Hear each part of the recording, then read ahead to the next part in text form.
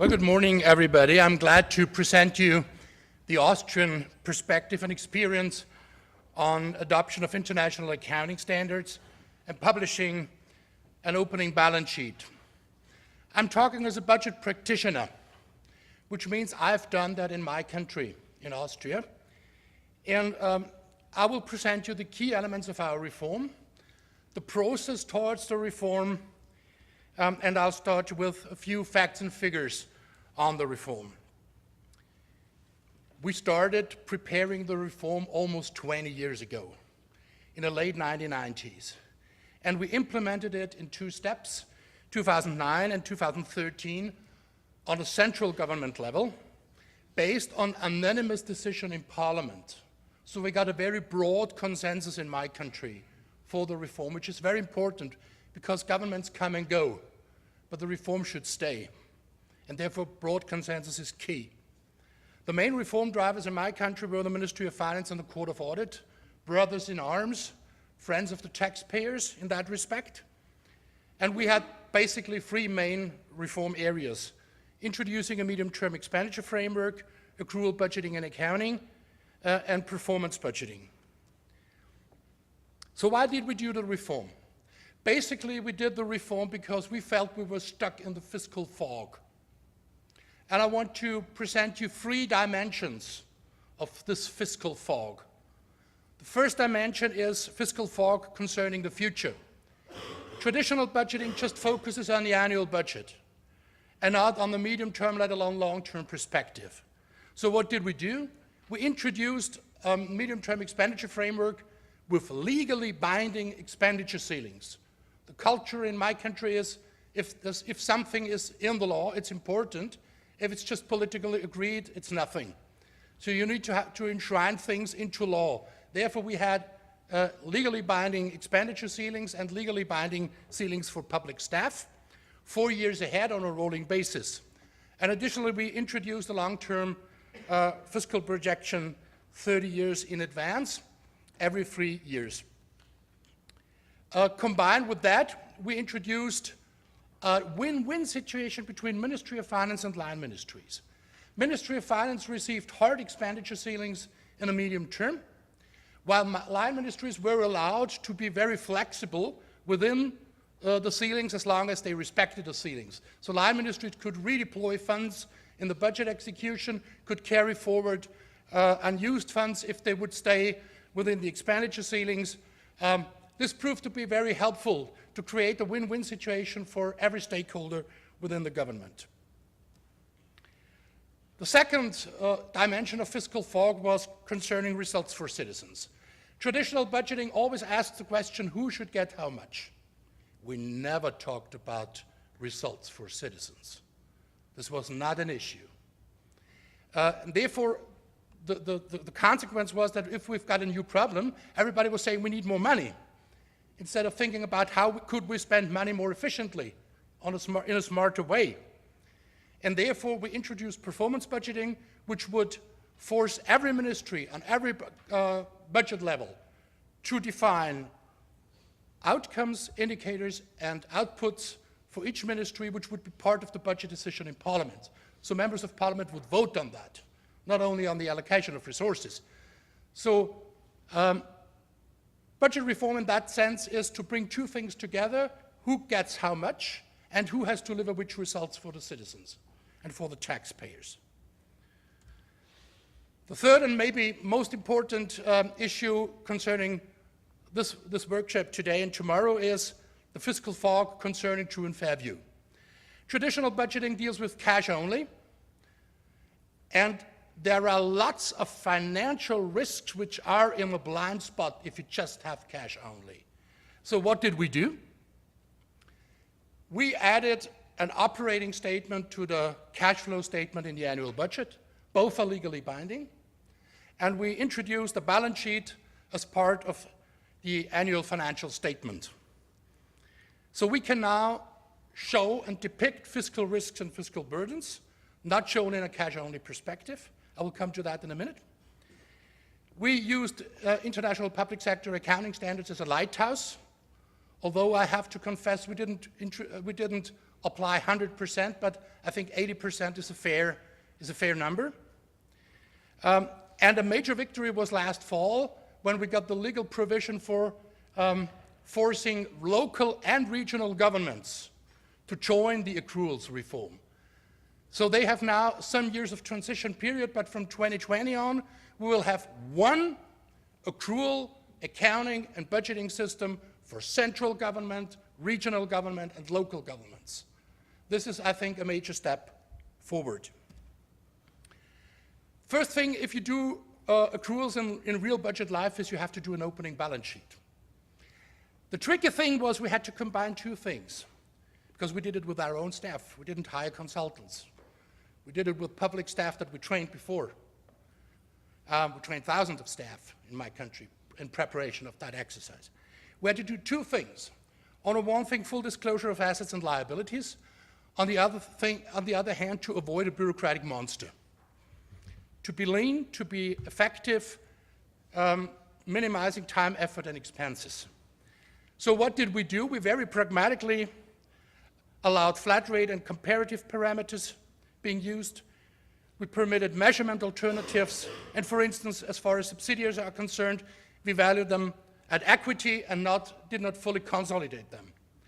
So we did all that exercise with our own staff, with our own civil servants, and we established Watchdog as my current institution, the Austrian Supreme Audit Institution, Court of Audit, which acts as a watchdog in that respect. I will now, as a practitioner, focus on the practical merits of using accruals in steering public finances. I'm not talking as a professor, although I'm teaching political science at universities. I'm not talking as a budget practitioner. So what is the practical merit of accruals of international public sector accounting standards? Practical merit is you see risks, burdens, which you don't see if you just have cash. Very few practical examples. First example, contingent liabilities. If there is a probability that they would materialize with a probability that higher than 50%, we build provisions. Provisions are a warning signal. Hey guys, there's something out there, you have to do something. And you don't see them if you just have cash only. So we build provisions for state guarantees, pending litigation, several entitlements of staff. Another issue where we are not 100% IPSAS compliant, we show our pension liabilities, but in the annex to the balance sheet and not within the balance sheet. So all these things are not disclosed in a cash-only world. Second practical examples, write-offs and adjustments of value. Relevant, for instance, in our case in a financial statement for write-off of shares or adjustments of value of tax receivables.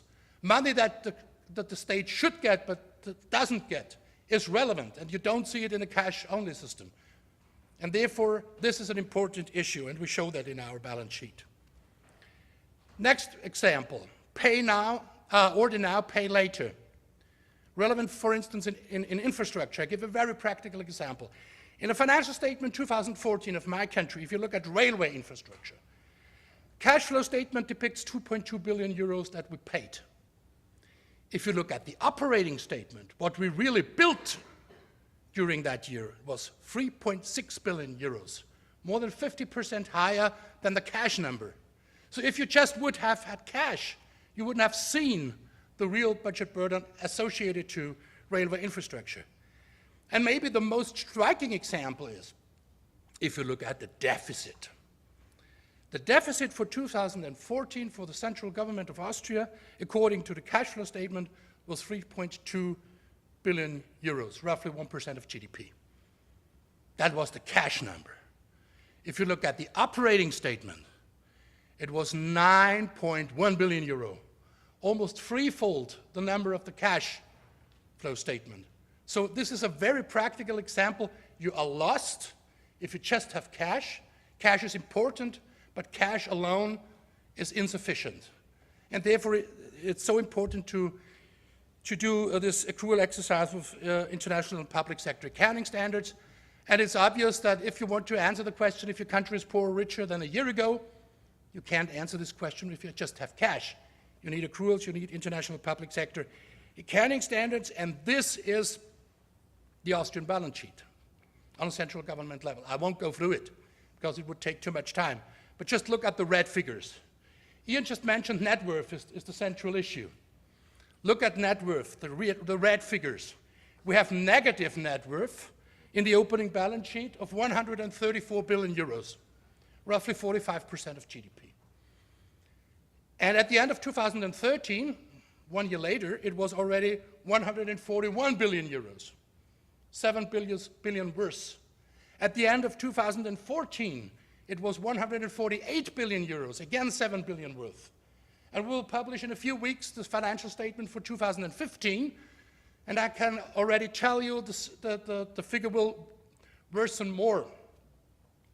So we will have an even worse figure for 2015. That is the real thing, net worth. In our case, unfortunately, negative net worth. And you don't have it if you just have cash. So now from content to process, how did we try to get everybody on board, every stakeholder on board to support implementing the reform? Quite simple, we tried to give everybody a carrot. So Parliament got a solid basis for financial decision making by being provided with accrual figures.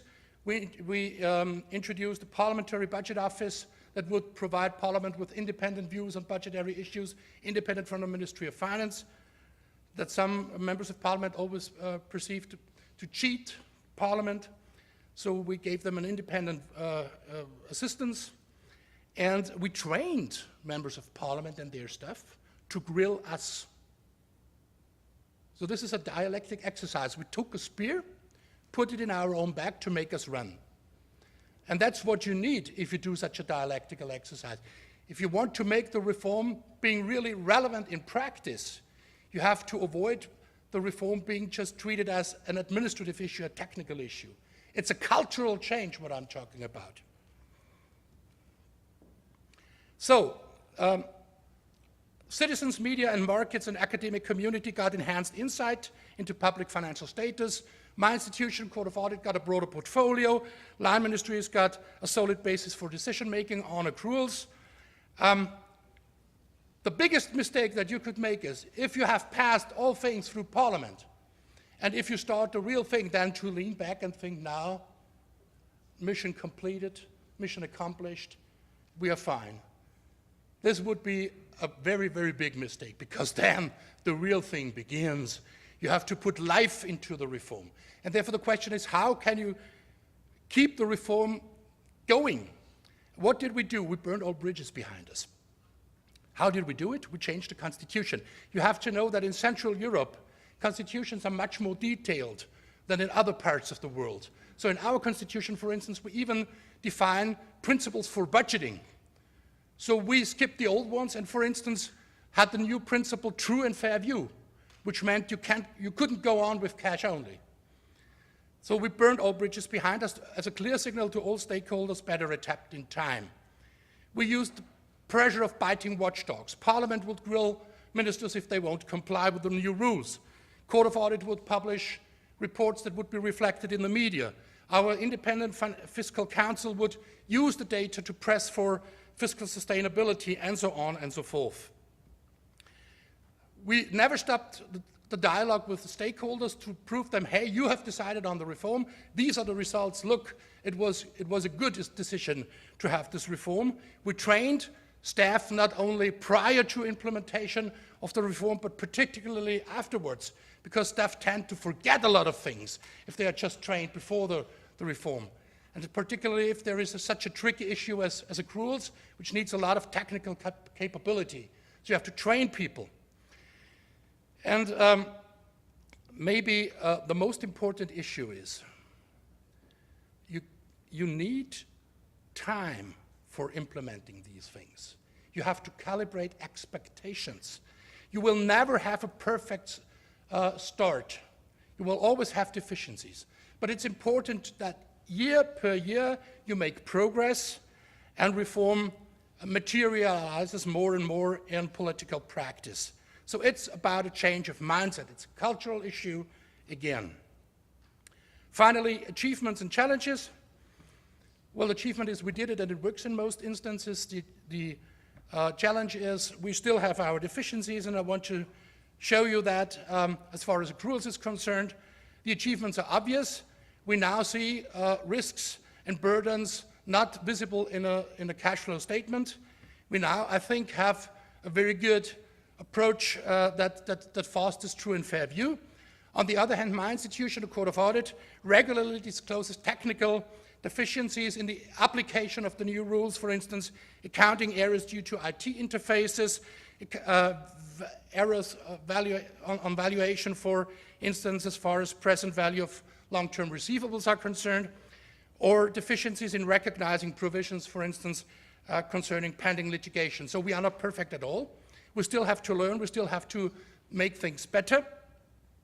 The next achievement would be growing public awareness of all these issues, particularly this negative net asset, negative worth is a very, very important issue. That's maybe the most important indicator of all of them. But I have to confess the awareness could be stronger. So it's still a hard issue to press in public. Please understand the new figures. Please understand what's going on. And it's particularly important to inform the press and the media accordingly, because they should press in public to make things better. Conclusion. Budget reform is not about technicalities alone. Budget reform, and I'll repeat it, is basically a change of mindset. It's about disclosing financial risks, being transparent, foster accountability. You have to know where you stand, and you don't know where you stand if you just have cash. You need international public sector accounting standards.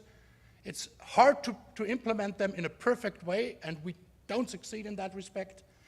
But it's even better to realize 80% than to realize 0%. And therefore, it's important to gradually approach the 100% objective. To be successful in that respect, you need a broad consensus.